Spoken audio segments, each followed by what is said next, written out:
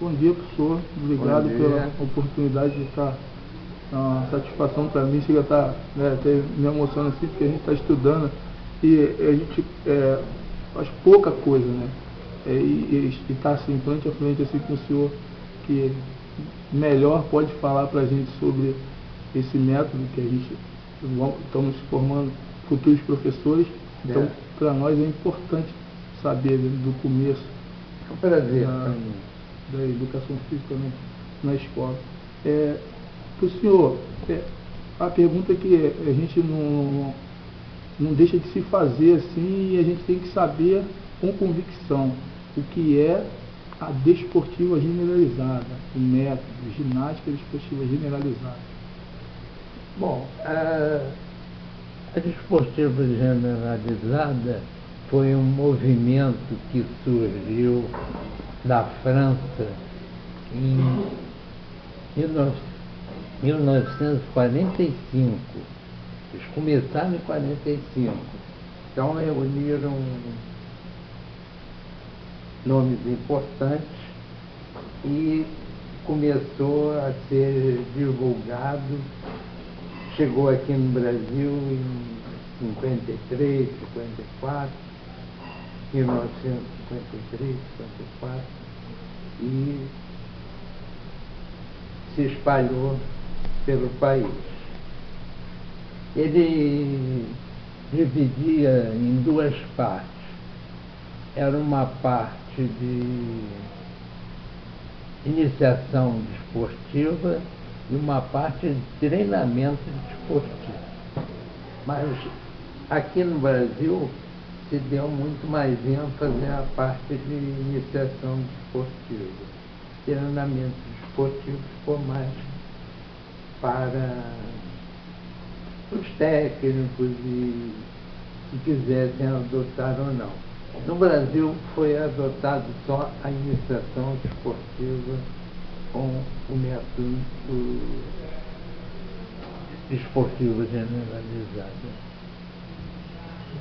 Assim, qual é a visão do senhor nessa introdução? Ela foi importante para nós, do Brasil, aqui no caso?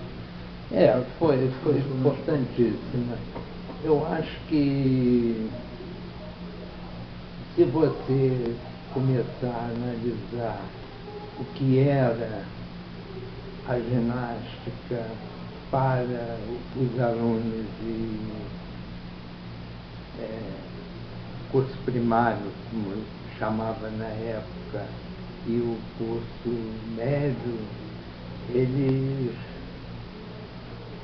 adotavam na época o método francês, que era antecedente a esse, era um método que vinha sendo adotado a partir da escola de Joinville-le-Pont, que formava os oficiais, etc. A desportiva generalizada sucedeu na França esse método e foi desenvolvido no Instituto Nacional de Esportes. Então, eu me lembro que eu fui aluno do Colégio Militar. Então, nós tínhamos lá o método natural austríaco, o método francês. E era aquilo nas escolas civis e nessa escola militar. Depois, com a desportiva generalizada, houve uma mudança. Quem trouxe para cá foi o Auguste Listelot. Listelot foi um francês que colaborou na elaboração do método e veio para o Brasil e se localizou principalmente em São Paulo. Então, a desportiva generalizada foi desenvolvida em São Paulo, prioritariamente em São Paulo. O Listerot, eu não sei se ele chegou a vir ao Rio alguma vez, eu acredito que sim, mas era sempre alguma coisa paralela, por acaso, ou então, não por acaso, mas por deferência. Mas o campo de influência dele foi São Paulo. E o Antônio Boaventura da Silva, que era um professor famoso em São Paulo, no Brasil inteiro, ele pegou a desportiva generalizada e criou um método próprio, que era uma adaptação das partes da desportiva generalizada. E criou um método padrão, que ele chamava padrão. Então, o Listerot veio nos encontros que haviam de educação física em Santos. E lá ele divulgou o método. Enquanto que aqui no Rio a importância maior era do natural austríaco, que foi trazido por Gerhard Schmidt. Até uma coisa interessante é que o Boletim de Educação Física, que era uma revista importante na época, publicou uma entrevista do Gerhard Schmidt, como é que ele via o Brasil. Então ele conta, desde o momento que ele era um professor que fazia parte de uma equipe na Áustria, que ele recebeu convites para vir ao Brasil. Ele tinha uma ideia totalmente diferente do que ele encontrar aqui, ficou muito surpreso e resolveu, passado aquele impacto, ele resolveu concordar. Eu vou. Então, ele continuou dando aula e o Ministério alemão comprou passagem e tal, visto, precisava do visto de entrada no país naquela época, e então ele veio para o Rio de Janeiro. Ele conta as aventuras aqui e procura esclarecer algumas coisas. A capital do Brasil não é Buenos Aires, essas coisas que viraram um chavão aqui no Brasil, e é como o Brasil era conhecido no exterior na época. Então, ele se dedicou única e exclusivamente a desenvolver o método natural austríaco. Então, ele foi convidado pela Escola Nacional de Educação Física, que na época era a escola padrão, o currículo padrão, quer dizer, o currículo dela era aplicado pelas 6 escolas que existiam na época. Então, era a escola mais importante. Recebia alunos bolsistas de todo o país. Depois os bolsistas voltavam, mas aqui era considerado realmente um centro importante. Em contrapartida, São Paulo sempre foi força no país. Então era uma disputa entre Rio, que era a capital do país, e São Paulo, que era a força, a locomotiva que puxava o país. Então surgiu essa pequena diferença. Aqui nós desenvolvíamos o natural austríaco e em São Paulo a desportiva generalizada. Isso não quer dizer que não tenha havido influências.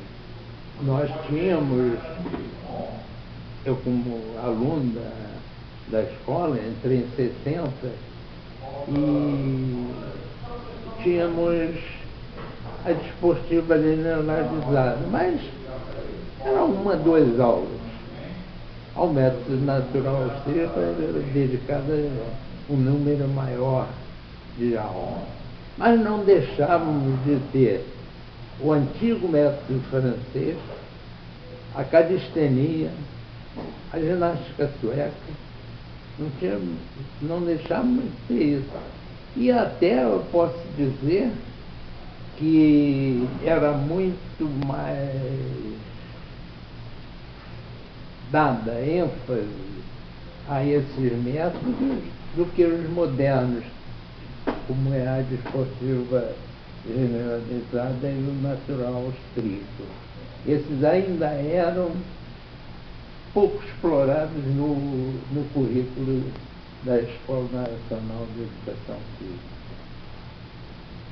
Você chegou a usar esse método em alguma aula do senhor? Usei.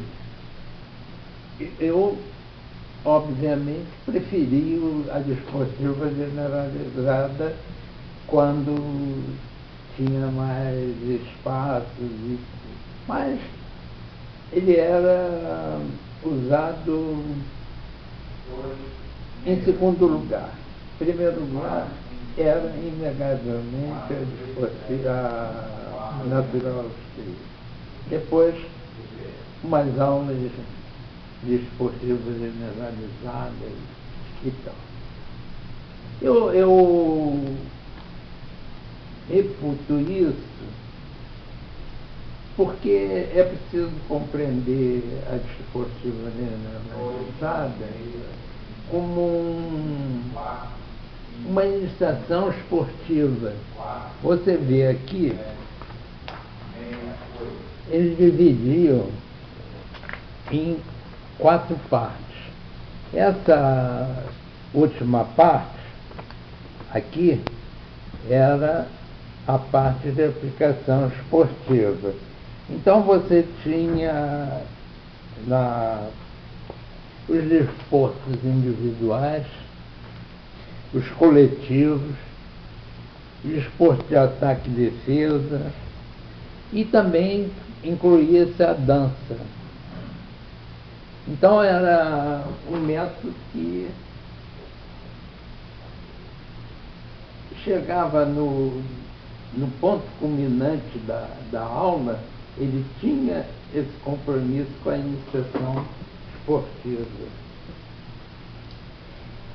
Mas ele foi baseado na ideia de integração, não digo integração somente, mas ele considerava o aluno importante, visto como um ser que não precisa ser apenas bem dotado do ponto de vista da prática esportiva, mas que ele tem elementos que precisam ser desenvolvidos, como tinha a terceira parte da aula e a segunda parte da aula. que era exercício de flexibilidade, desenvolvimento muscular e exercício de agilidade e energia. Eles chamavam de CRAN.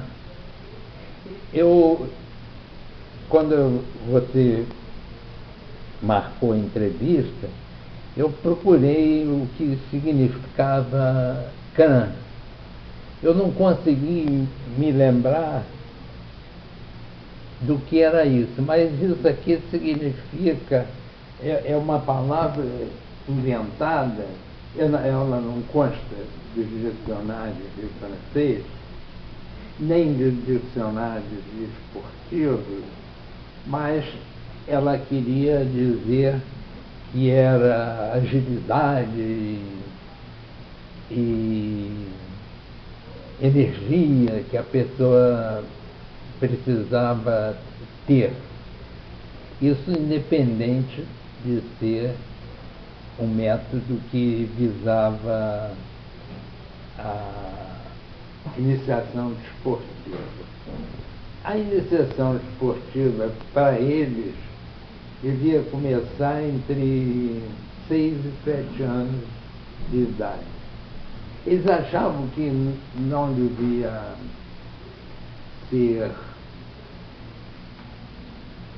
um método que fosse depois de 14 anos, 14, 15, o sujeito seria iniciado num desporto.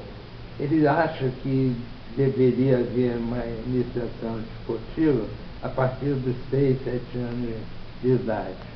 Embora essa iniciação desportiva fosse generalizada.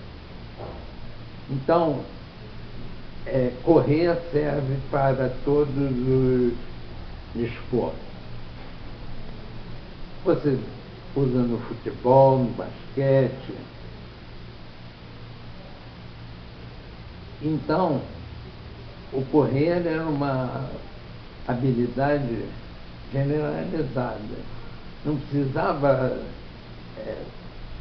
se conduzir o camarada para o atletismo, mas sim para ele jogar futebol, basquete, enfim, fazer qualquer essas atividades. Então, depois, quando ele tivesse 15, 16 anos, ele teria uma desportiva que era mais dirigida, já orientada para o esporte formal que ele havia escolhido. Então, essa filosofia vinha para a gente no momento que nós tínhamos o futebol, tinha um basquete, um atletismo também, algumas provas, e no resto nós éramos totalmente desconhecidos. Então era preciso fazer uma iniciação esportiva generalizada que fosse movimentar toda a população. Então essa foi a filosofia que nós abraçamos aqui no Brasil. Então a gente tinha o método natural austríaco no Rio, que tinha essa finalidade também, e a desportiva generalizada. Então foram dois métodos que caíram no gosto dos professores de educação física da época. Então, a gente pode dizer que a desportiva generalizada foi um marco aqui no Brasil quando ela foi implantada.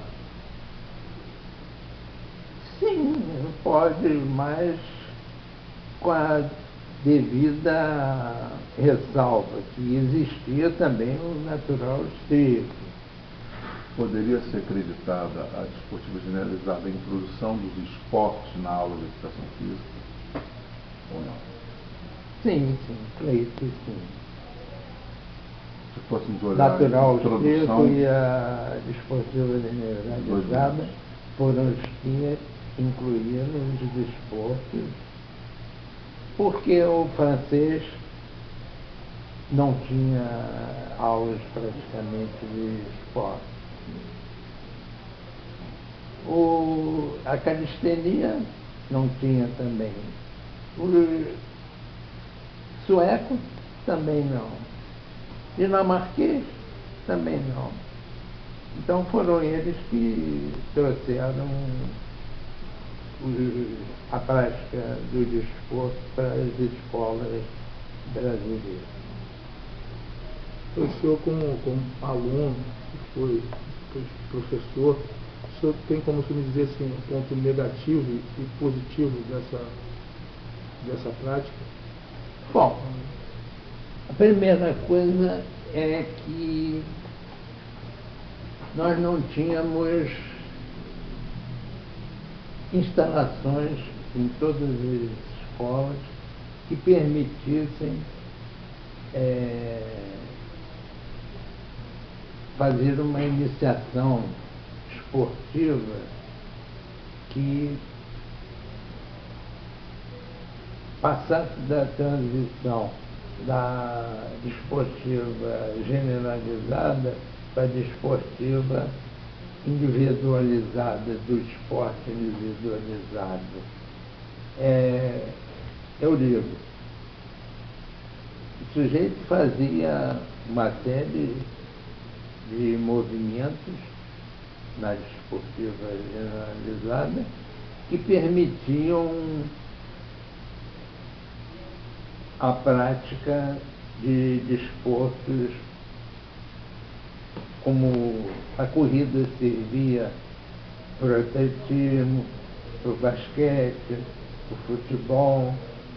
Mas depois, quando a gente chegava no momento de passar para o individual, aí nós não tínhamos as instalações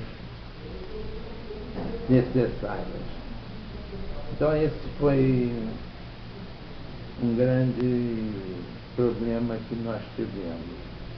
Tínhamos algumas escolas que tinham instalações condizentes, mas, por exemplo, não tinha elementos para fazer a ginástica artística.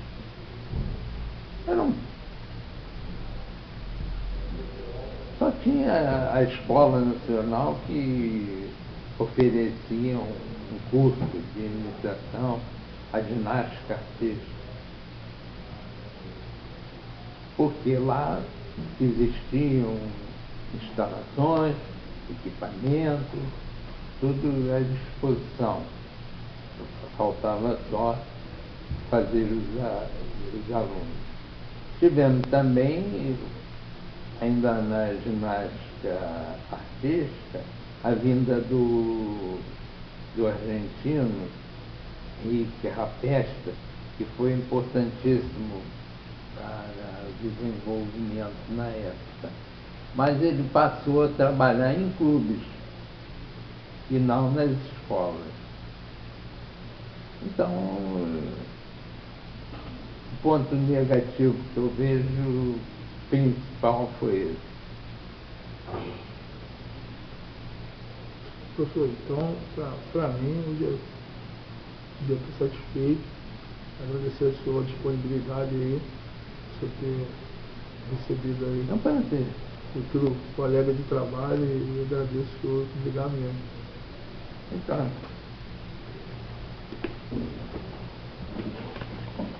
Vai servir muito.